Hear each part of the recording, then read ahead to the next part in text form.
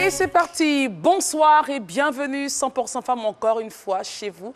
Merci de nous accueillir, merci de réagir sur la plateforme Facebook, merci pour tout. Et nous allons aujourd'hui aller à l'université Félix Houphouët-Boigny pour recevoir une étudiante en master de géographie, option environnement et santé. Voici maintenant Edith qui arrive. Elle arrive avec le sourire. Oui. Comment ça va, Edith? Ça va bien. Ben, je suis très contente de vous recevoir. Asseyez-vous. Et c'est magnifique la robe là, que vous portez. Merci. Qui l'a fait? Nous avons une amie qui est couturière à Macori. Okay. C'est celle qui l'a confectionné. Ben, c'est magnifique. Elle a bien fait. Alors, Edith, on va donner la capacité à ceux qui nous regardent de mieux connaître Edith. D'accord. On peut y aller avec un petit questionnaire? Pas de souci. Très bien. Le jour de semaine préféré d'Edith? Mon jour de semaine préféré, c'est le dimanche. Principale qualité? Je suis courageuse. Très courageuse. Et le défaut? Le défaut, c'est la perfection. Je suis trop perfectionniste. Trop perfectionniste. Est-ce un défaut? Enfin bon, c'est selon. Bon. D'accord. Alors, qu'est-ce que vous aimez chez les gens? J'aime la sincérité. Ce que vous ne supportez pas? Je ne supporte pas la trahison. Parlons nourriture. Plat préféré? Mon plat préféré, c'est le riz avec la sauce feuille. Est-ce qu'Edith a toujours voulu faire ce qu'elle fait aujourd'hui, l'entrepreneuriat, et avec des études en géographie, ou il y avait un autre métier qui la passionnait auparavant? Oh, le métier qui me passionnait auparavant, c'était l'école de journalisme. J'ai voulu faire le journalisme pour pouvoir mieux m'exprimer, donner mes points de vue. Voilà. Et à part la Côte d'Ivoire, est-ce qu'il y a un pays de rêve? Oui, bien sûr. Mon pays de rêve, c'est le Canada. Le Canada. L'artiste préféré? Bon, l'artiste préféré, c'est Snatch. Qu'est-ce que vous faites pour vous détendre? J'organise des soirées, des sorties. D'accord. Entre amis. Waouh, vous-même, vous êtes organisatrice? Oui, oui, j'invite, je prends l'initiative et j'invite mes amis à y participer. Et c'est vraiment formidable. Le jour préféré d'Edith, c'est donc le dimanche. Oui. Sa principale qualité, elle est courageuse, son défaut, hyper perfectionniste. Ce qu'elle aime chez les gens, la sincérité, ce qu'elle ne supporte pas, la trahison. Son plat préféré, le riz à la sauce feuille. Elle aurait aimé être journaliste. Son pays de rêve, le Canada. Artiste préféré, c'est Snatch. Et également, pour terminer, pour se détendre, elle organise des soirées entre amis. Oui. C'est magnifique ce qu'elle fait là. Merci. Juste pour avoir la joie autour d'elle et avoir les amis en joie. Venez, on va aller donc accueillir nos deux chroniqueuses. Okay. Aujourd'hui, on parlera droit. Aujourd'hui, on va parler droit avec notre chère Fatem Danyoko qui arrive.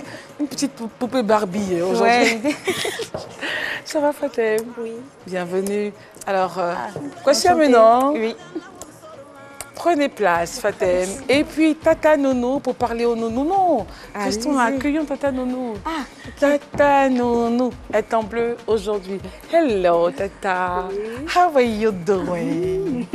Tata Nounou, réponds-moi. Are you fine? Fine. D'accord. OK, Fatem. En Barbie aujourd'hui, j'aime le style. I like it. Bonsoir et merci encore une fois de votre fidélité à ce programme 100% Femmes. N'oubliez pas de réagir sur la plateforme Facebook, Twitter, enfin toutes les plateformes qui s'offrent à vous. Alors, Kwasi Amena Edith, comment ça va? Je vais bien. Moi, j'aime votre sourire. Ah bon? Oui, c'est-à-dire que je trouve que vous communiquez la vie, la passion. Wow. Et vous êtes... ceux qui ont la joie de vivre ne vieillissent jamais.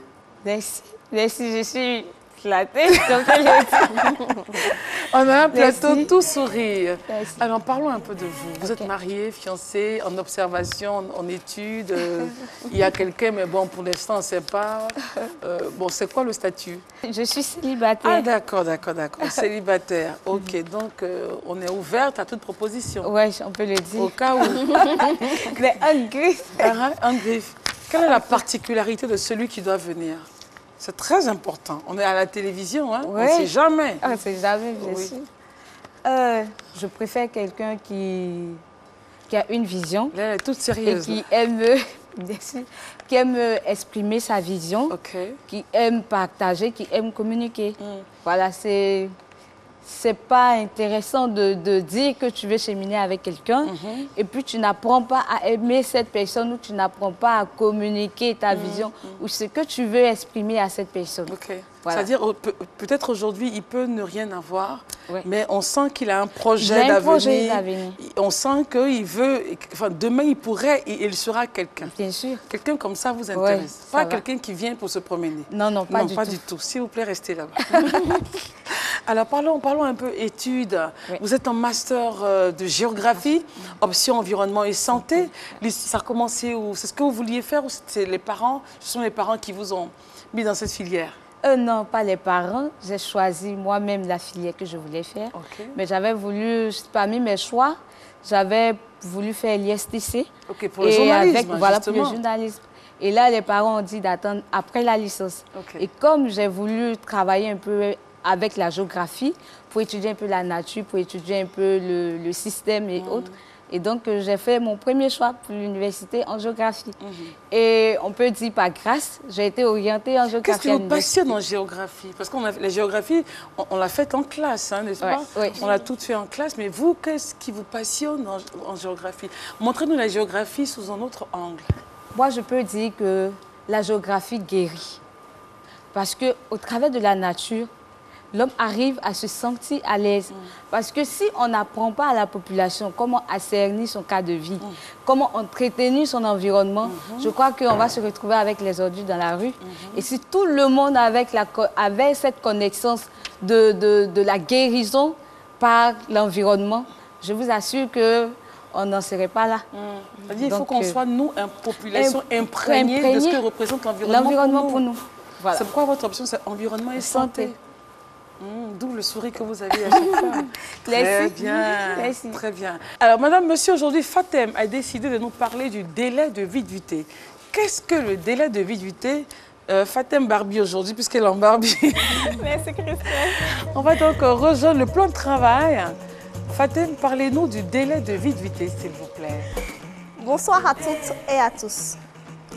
Comprenez tout simplement par délai de vie du thé le délai imposé par le droit aux femmes, soit veuves ou encore divorcées, avant de pouvoir contracter un nouveau mariage. Alors, ce délai, il est de 300 jours. De 300 jours, mais après accouchement, cette dernière peut contracter un nouveau mariage. Alors, quel est l'objectif en fait du délai de vie du thé? Bien, sachez tout simplement que le délai de viduité a pour but d'éviter les conflits liés à la filiation paternelle de l'enfant à venir. Chez nous, en droit, il y a un principe. Un enfant qui est né dans le mariage a obligatoirement, sinon forcément, pour père le mari de sa mère. Alors, pour éviter tous ces soucis liés à la filiation, il est mieux après le divorce, d'attendre 300 jours. Parce qu'on se dit que pendant les 300 jours à venir, une femme peut tomber enceinte jusqu'à accoucher. C'est-à-dire arriver à terme, puis accoucher. 300 jours, on est moins enfin, ça fait moins d'une année. Hein? Oui, ça fait moins d'une année. Parce qu'il y a des enfants aussi qui mettent 11 mois avant de venir. Ce n'est pas forcément 9 mois. Donc, avec tout ça, c'est mieux 300 jours. C'est vraiment sûr que la femme aurait déjà mis l'enfant au monde. Merci et à très bientôt. Merci Fatem. Merci de nous avoir enseigné sur le délai de vie du thé. C'est très important, n'est-ce pas? Oui. De savoir qu'il faut attendre un certain temps avant de repartir sous un autre nom ou avant de contracter autre chose. Sinon, ça pourrait créer des problèmes. Ça évite les problèmes, les enfants, enfin bref, ça évite pas mal de choses. Merci beaucoup Fatem. Alors, Edith est notre invitée, étudiante en Master 2 de géographie, option environnement et santé. Et tout à l'heure, elle nous a dit, elle nous a expliqué en fait le bien fondé et le bien-être que nous donnerait la géographie si nous étions informés là-dessus. Et c'est bon de savoir cela. Mais en dehors de cela, Edith a une autre activité. Edith est entrepreneur. Et quand je dis entrepreneur, on ne parle pas beaucoup. On va juste vous montrer quelques petites choses. Les filles pouvaient... voilà, quelques petites choses qu'Edith arrive à faire. Bon, permettez que je prenne le rouge et vous comprendrez donc pourquoi. C'est ma couleur, excusez-moi. C'est beau. Donc, alors, Edith nous fait... C'est elle qui nous a donc fait ce pot de fleurs. Alors, Edith, d'où c'est parti cette histoire? Ce sont des perles? Oui, ce sont des perles. Des perles, d'accord. Et c'est des porte-clés? Oui. Et ça a commencé quand? En quelle année? Ça a commencé en 2016. C'est parti d'où? Je peux dire avec les cours qu'on fait à l'université, parfois on a le temps de rester à la maison et puis de se divertir et autres. Mais moi, j'ai préféré prendre ce temps-là pour essayer de travailler sur d'autres choses, ou essayer même de découvrir la nature, ou de découvrir le bien-être de l'homme. Et là, j'ai découvert que la décoration pouvait apporter de la joie dans une famille. Wow. Voilà. Et là, j'ai surtout les perles, parce que j'ai commencé avec les parures. Oui, ok. J'ai commencé avec les parures lors des cérémonies de mariage et autres. Et là, c'était un peu compliqué. Et donc, c'est en perles? Oui, c'est en perles. Tout est fait en perles. Avec du fil? Oui, avec du fil.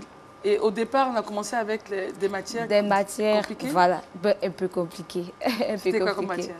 Bon, il fallait travailler soit avec les coiffes. Okay. Donc, il fallait trouver les fils de nègre, les fils de fer ou des tubes. Voilà, c'était un peu difficile. Et vous avez appris chez quelqu'un ou c'est venu comme ça? Bon, au début, c'est venu comme ça et j'ai voulu me perfectionner auprès d'une dame. Mais la distance a fait que je n'ai pas pu. Et j'ai commencé à travailler moi-même à la maison. Quand ce n'était pas réussi, je reprenais. Quand ce n'était pas réussi, je reprenais. Parfois même, je veillais pour pouvoir travailler sur quelque chose de très beau. Quelque chose de très beau. Et combien de temps vous prenez pour faire, par exemple, ce porte-clés que j'ai en main?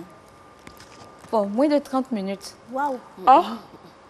C'est fait manuellement? Oui, manuellement. Je travaille moi-même, j'utilise, je fais manuellement. Moins de 30 minutes? Moins de 30 minutes pour les porte-clés. Non. C'est magnifique. C'est beau, elle a vraiment de l'imagination. Wow, c'est magnifique. Wow. Et en plus, ça a une brillance. En cœur. En cœur. Oh, merci pour le cœur. Mais je veux dire, c'est vraiment beau, quoi. Oui. Et vous pouvez faire combien si vous avez 2 heures, vous pouvez en sortir... Évidemment, il faut faire un calcul rapide. Oui, ça, il faut faire un calcul. Moi, je ne suis pas très maths, excusez-moi. Bon, peut-être 4 porte-clés. Et vous le vendez à combien? Excusez-moi, par les prix. Oui, par le prix, ça dépend des sites. C'est-à-dire lors des expositions, en fonction de la clientèle, je donne le prix. Donc, c'est en fonction du client. Mais les porte-clés sont à 500 francs. Et les porte-clés où j'ai fait des représentations, par exemple, par les animaux. Voilà. Là, je fais soit à 1000 francs. On a un cheval. Et pour quelqu'un qui veut en prendre en grande quantité, je fais 2 à 1500.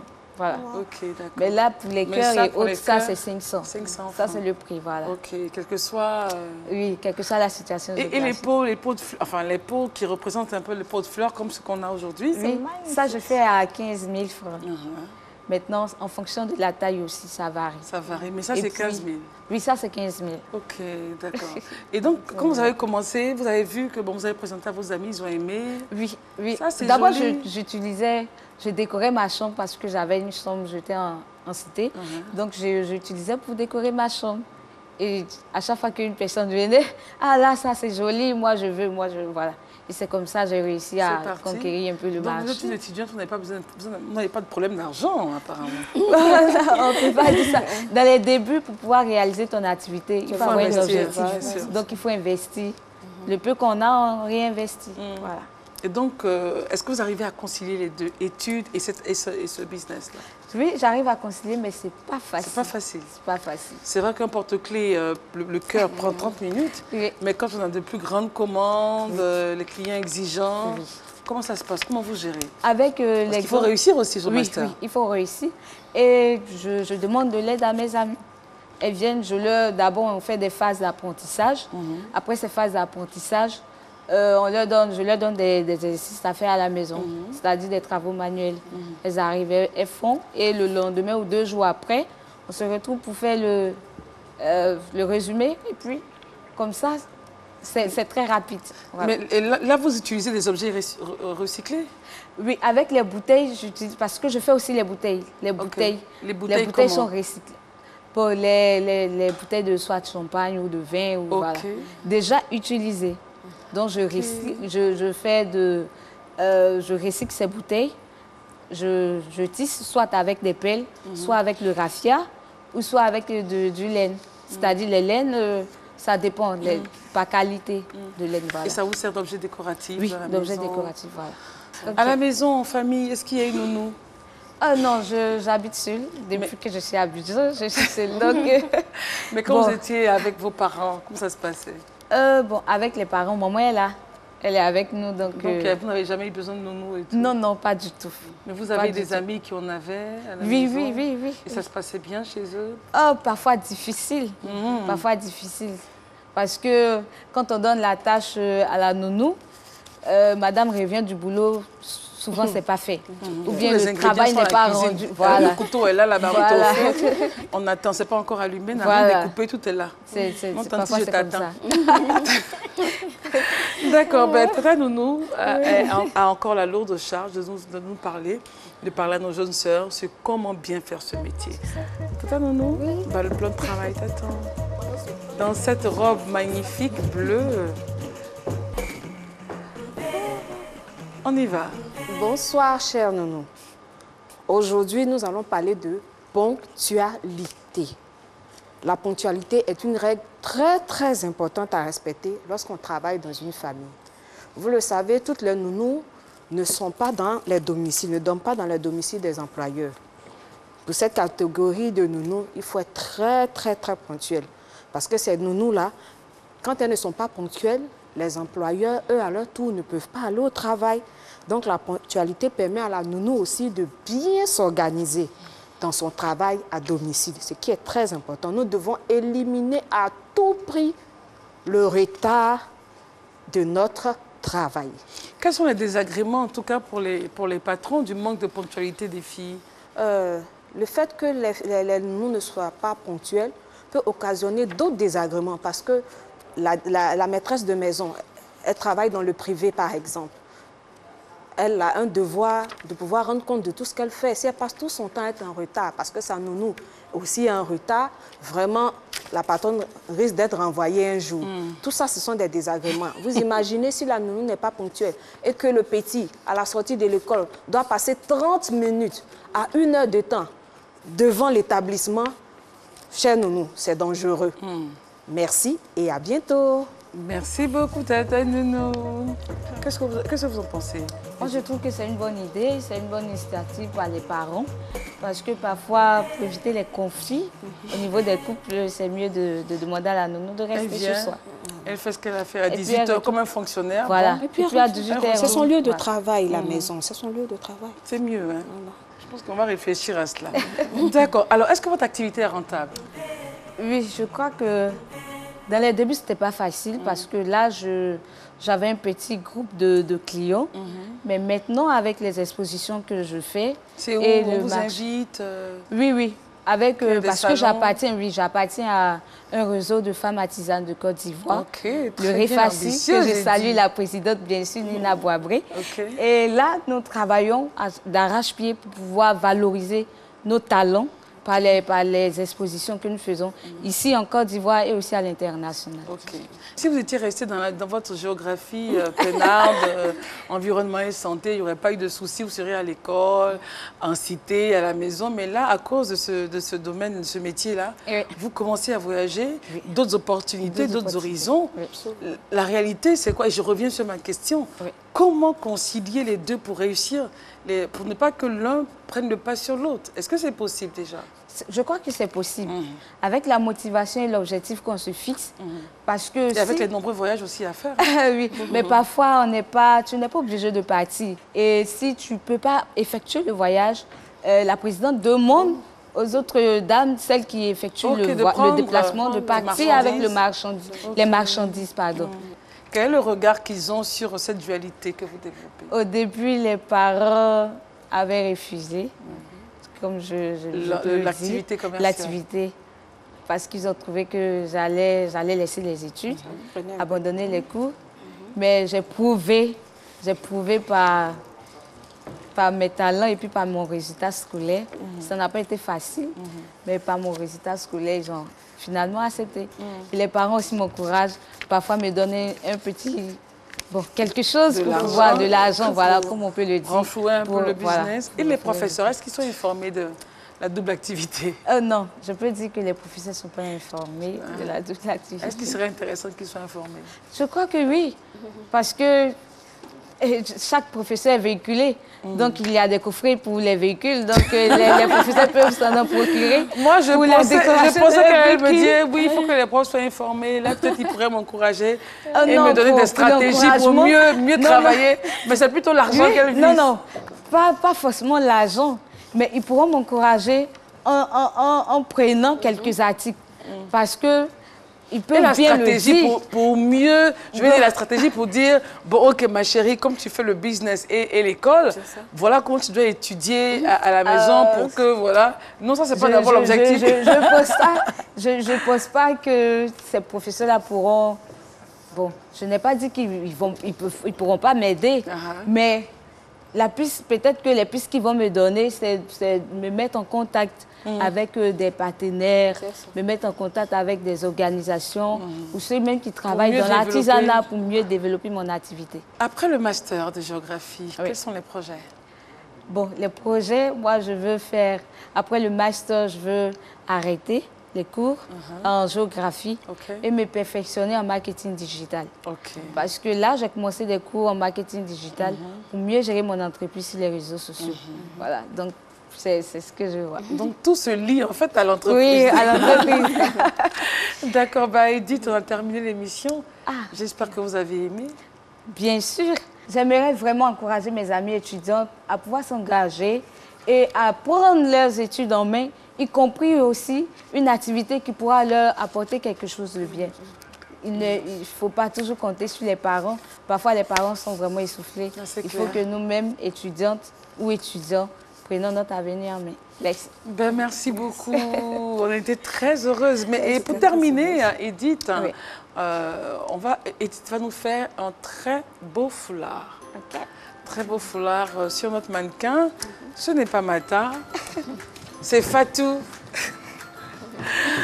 Alors, Edith, pourquoi le foulard en fait? Bon, je trouve que le foulard, ça peut parfois donner à la femme une autre allure. Une autre allure, voilà. D'accord, on y va. Je prends d'abord le noir.